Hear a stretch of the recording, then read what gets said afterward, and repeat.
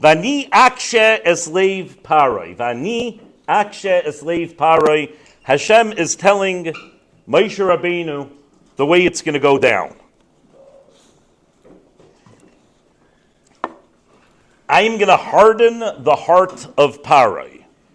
Hashem is letting Moshe Rabbeinu know that things are going to be happening. There's going to be makas. It's going to be brutal. Eventually the Jewish people are going to go out, but it's going to be after a long series, 10, one after the other, of earth-shattering incidents. Now, typically speaking, after a real brutal punch, after a real brutal incident, most people, okay, go now. Once you see what's coming down the pipe, people could tell, it's like my Suburban that broke down. It took a while, broke down. I finally went to the mechanic, and mechanics, they actually have an incentive for you to keep these cars, right? Because keep on fixing it. And they're like, Ad Khan, no more. This is a good $2,000 to $4,000 fix, and after that, maybe you'll have a month or two until the next thing happens. So you see it coming down the pipe. He said, may the Suburban rest in peace. Go figure it out now, which I still haven't figured it out. That's why I'm driving Rabbi Kushner's Cutlass. So once you get the message that things are going to continue this way, it's bad and it's just going to keep on getting worse and worse, so give up now. Maybe after once, after twice. So Hashem tells Moshe Rabbeinu, Vani akshes leiv Parei, I'm going to harden Parei's heart. And it's going to go to the bitter end. He's going to pay and pay and pay and pay and suffer, all the way till the end. You had a question, Zev? Free will. Excellent. That is the question. That is today's discussion. Free will. Amru b'Medrash Rabbah. They say in Medrash Rabbah, Gila loy, Hashem revealed to him, to Moshe, Shu asid l'chazek es liboy, that he is going to harden Parei's heart, ba'avur lasois boi hadin, in order to do to him judgment, to punish him, tachas shevidam ba'avoda kasha, because the Mitzrim Paroi enslaved the Jewish people with very hard work. And it says there, Ki ani hichbadati es liboy. That's going to be in Parshas Boy next week. The Rebbeinu Shalom saying there's a few more makas to come, and Paro is going to endure it. How's he going to endure it? Ki ani hichbadati es liboy, because I hardened his heart. Comes along Zevi's question, and Rabbi Yochanan goes ahead and asks the question. Amar Rabbi Yochanan says,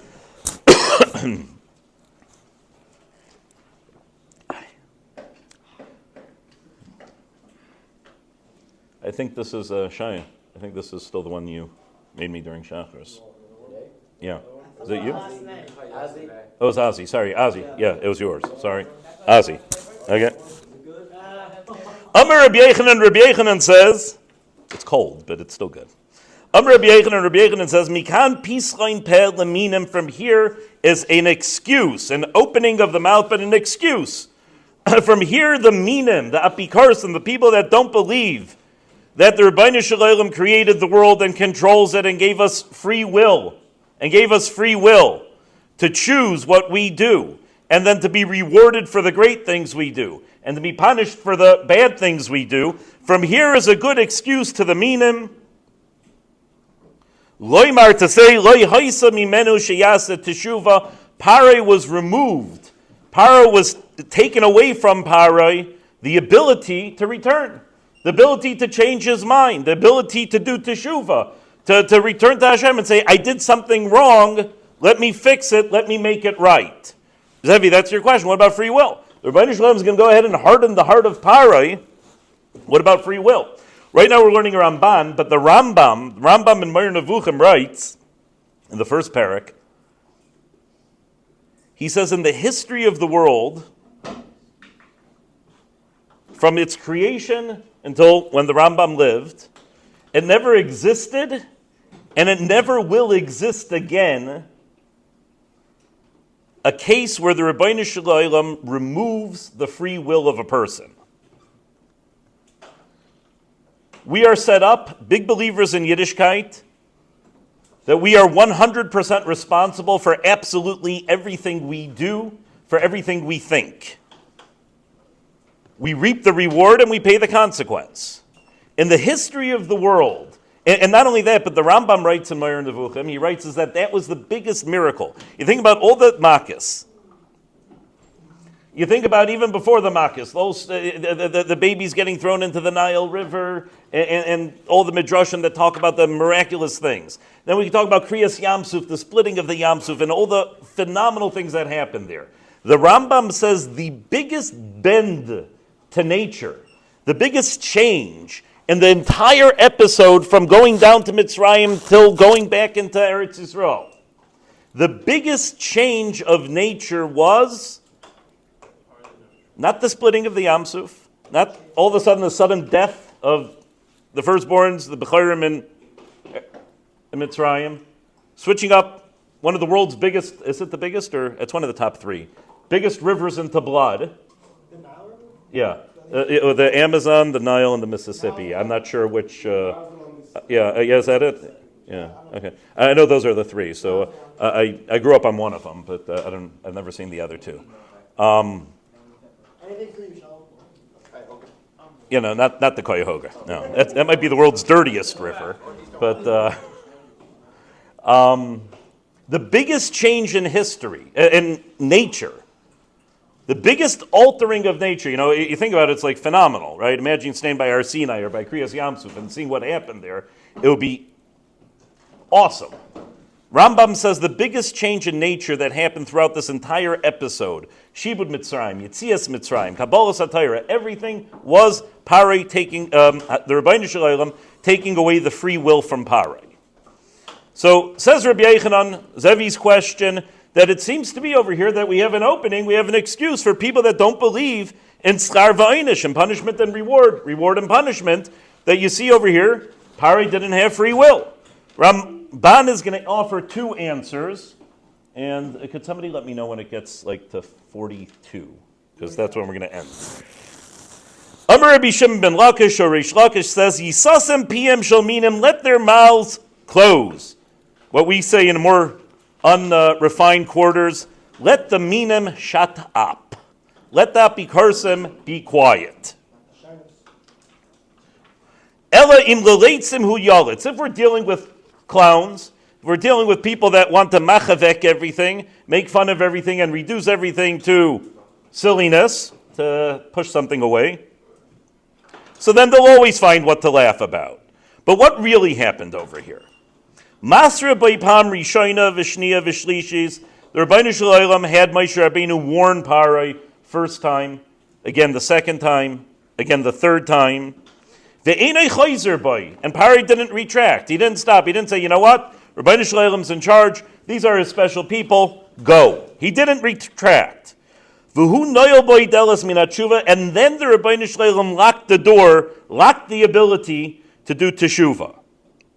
I used to daven in Taylor Road Synagogue. There's an old Holocaust survivor. He was actually one of the bakers at Lax Mandel. Used to be a bakery in town. Made phenomenal bear paws. Old man Mr. Moskowitz lived on Bainbridge. And I think he passed away just recently. You asked Rabbi Kushner. So like whenever they got a minyan, sometimes they always struggled to get a minyan there. And like whenever the 10th guy walked in, he'd say, lock the door, lock the door. Okay. After the third time, the Rebbeinu Shalom locked the door to allow Parei to retract to do tshuva. Why? Now here comes answer number one. Kedei lifraya mimenu ma shechata. In order to pay back, in order to give him retribution, to punish him for his aveira. Kach Parei Arasha, that's what happened with Parei Arasha. Kivan sheshagar HaKadosh Baruch Hu etzlei chamesh pamin. Over here, the Rebbeinu Shalom gave him fair warning and fair ability to concede 5 times. V'lo yishkiach al dvarav, and Parei didn't listen, didn't take the opportunity. Amar le'HaKadosh Baruch Hu, Hashem says to Parei, Ata hikshesas arpacha. You went ahead and you hardened your neck. V'chbadates libcha, and you hardened your heart. Hikshisa is hardened. Hichbadita is heavied. Wonder why. Different verb for each one. I don't know. Hareini moisiv l'chat. Wow. Narrow? More of a narrow? Whichever way you're looking, you can't be flexible. Right. You're stiff, right? And that goes more with the neck, whereas the heart is going to be not hardened, but it's more of a heavy. Okay. Hareini moisiv l'chat tuma al tumascha. I'm going to add more tumah to the tumah that you already chose. That's the end of the Medrash Ramban is quoting. V'hine pirshu b'sheila asher yishalu akol im Hashem hikshes libay ma pishoy. If Hashem hardened Paro's heart, so then what's Paro's avera? He didn't have a choice. That's the question we should be getting down. V'yesh by shnei taimim v'shneim emes. Ramban says, I'm going to pull out, I think from this Medrash, two reasons, two explanations. How could Paro get punished if it wasn't his choice? Ha'echad, the first one, which we think the Medrash says pretty clearly, but the Ramban is going to spell it out. Ki Paro berishay asher asa Yisrael, Paro in his wickedness, evilness, wickedness, that he had done to Yisrael, rois gedailes, horrible, bad things. Chinam, for no reason. We didn't deserve it. We weren't punished for any specific reason. Nischayev limnoya mimenu darkei tshuva. So his punishment was that the pathway to retract, the pathway to make it right, to do teshuva, to end the makis, was taken away from him. Kashir bo bazeh psukim rabim b'Torah b'ksuvim, like we have many psukim in the Torah that tell us this. Lefi ma'asav rishonim nidain, and the last makis were a punishment to Paro for his refusal in the first makis. You had the choice. You could have retracted. You could have done teshuvah. You could have let the Yidden go. You could have been makir that the Rebbeinu Shalom is in control, and this is what he wants. You refuse to do that. For that, you're responsible.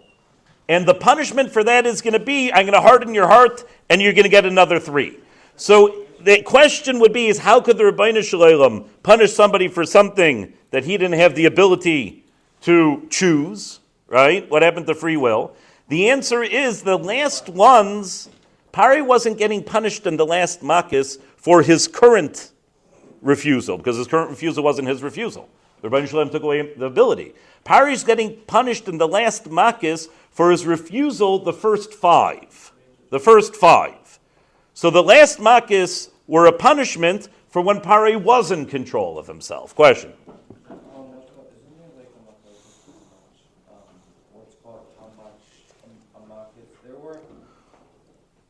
I don't know. Well, in the Agadah we go through exactly how many different makis Hashem did, and there's the base number of 10, and then in the Agadah we have that machlokes tanoim that opens up the makis into more and more, and then there's a machlokes as to then by the Yam Suf how many there were. So yes, okay, yeah, there were. It could be each makkah. Again, we have like 10 categories of makis, and then we have the machlokes tanoim that we quote in the Haggadah enlarges that. Okay? And what's the second answer? Well, the second answer we're going to get to. Okay. Vatam Hasheni, the second explanation. How could the Rebbeinu Shalom punish Paro for something that he didn't choose to do? The last few makos he didn't choose to hold on to the Yidden. Ki hayu chatzi amakos olav bepishoy. The first half of the makos, they were his own fault. By those it only says, the Torah says, Paro hardened his heart. Paro heavied his heart. The first few, it was all Paro's doing. Even the last makis, where Paro may have retracted, and he may have decided, okay, let's send out the Jews. He wasn't going to do it. He didn't want to do it l'kavod Hashem. He didn't want to do it because he wanted to be makir, that Hashem's in charge and Klal Yisrael are special. and the Rebbeinu Shalom watches over us. He didn't want to be makir that. Aval kasher govru hamakis, as the makas piled on, one after the other, and they became more intense and more extreme. V'nila lisbol oisam, and he was starting to falter. He's starting to falter in his ability not to come to the hakara, to the realization that Rebbeinu Shalom's in charge, but he's coming to falter in his ability to withstand it. In Parashas Beshalach, maybe we'll give that mashal again, right? If I go ahead and I say, hey, your headphones those are mine. Give them to me. Then I punch you, and you give them to me. That doesn't mean that you're agreeing that they're mine. Just means you don't want to get another punch. So Parah is starting to falter in his ability to withstand these makas. Rach liboy. So then his heart started to soften. Okay, I can't endure this anymore. And Parah could have, or he would have in the last few makas, decide to send the Yidden out. Why? Not because of the right reasons, not because what the Rebbeinu Shalom wanted is be makir, that I'm in charge and the Yidden are special, and don't mess with people that are special to me. Not to do the will of his creator. Parah was created by the Rebbeinu Shalom too. He just wanted to send them out because he can't endure it. Not that the Rebbeinu Shalom took away from Parah the ability to choose. The Rebbeinu Shalom gave Parah extra strength. If I go over and I give you a little tap, right? That's not going to hurt. That's not going to get me your headphones. Didn't hurt, right? Didn't hurt. I had that in second grade. Yeah. It's What side of it are you on? Yeah. So in second grade, I got suspended. I got suspended for whatever the reason is. I'm not going to say it because I don't want. Okay, no. And my parents were so upset with me that I couldn't eat dinner. Yeah. I couldn't eat dinner in the kitchen with the rest of the family. They're like, you can't behave like a proper person. You're going to eat dinner in the other room. I even remember it was dinner. It was pretty good dinner. It was my favorite, spaghetti and meatballs. So I'm eating in the other room, and the whole family's eating there. My parents, my brothers, sisters. And what do I scream from the other room? Somebody, come on, what would you scream? I don't care that. I don't want to eat with you guys anyway. Okay, great. I hear a chair move back. I hear my father's heavy footsteps. Comes into the room, what happens? Okay, very good. I'm stunned. I'm sitting there. Father walks back in. I hear everything resume in the kitchen. What do I scream back? That didn't hurt. It didn't hurt. And round two comes, baby. Round two came. I think I still have a shaky molar. Round two hurt. It hurt bad. What happened over here, answer number two, is not that the Rebbeinu Shalom took away from Paro the ability to do tshuva. He gave Paro extra strength. It didn't hurt. It didn't hurt. He gave him the extra strength to be able to endure. Fellas, that's all. Gavaldik.